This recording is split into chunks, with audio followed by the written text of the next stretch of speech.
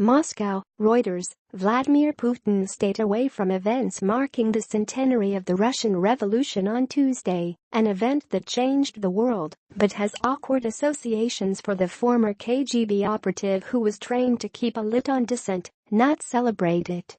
In the Soviet era, missile launchers rumbled across Red Square on November 7. Soviet leaders watched from atop the mausoleum of Vladimir Lenin, father of the Bolshevik Revolution, and the anniversary of the uprising was a public holiday. Red Square did host a military parade on Tuesday, but it was mainly a stylized historical reenactment of a Soviet 1941 Second World War event and gave only a brief nod to the famous uprising. It was not shown live on state TV and featured merely a brief segment on the 1917 revolution with Red Army soldiers. The centenary, Putin's spokesman said, was a routine working day for the president who had several Kremlin meetings.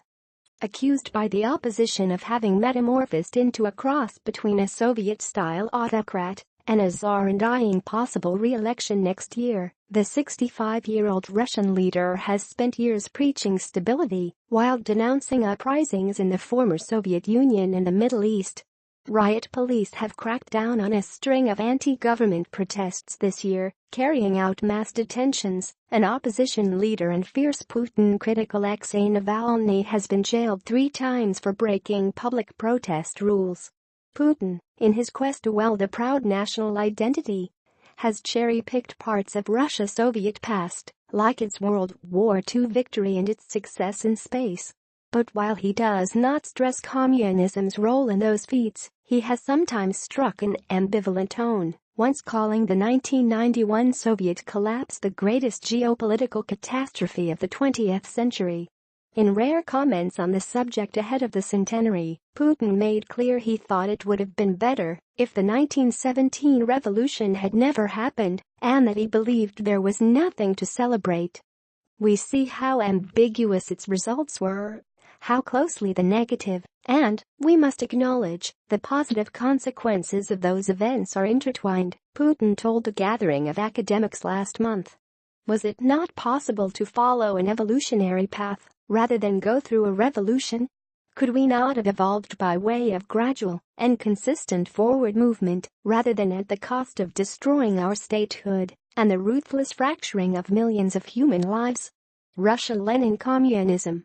Demonstrators take part in a rally held by Russian Communist Party to mark the Red October Revolution's centenary in central Moscow, Russia, November 7, 2017. Reuters. Sergei Karpykin. Putin chose his words carefully. The centenary may leave him with mixed feelings, but it remains a hallowed anniversary for the Russian Communist Party and for many older Russians. Although it is the second largest party in the lower house of parliament after the pro-Kremlin United Russia Party, the Russian Communist Party wields little real influence today and votes with the Kremlin on most major issues. But its supporters, who held a week-long series of celebratory events to mark the revolution's centenary and were due to rally in Moscow later on Tuesday, believe their time will come again. Capitalism is stumbling from one crisis to another, veteran Russian Communist Party leader Gennady Zyuganov wrote in a centenary congratulatory note to his supporters. We are convinced that the sun of socialism will once again rise over Russia and the whole world.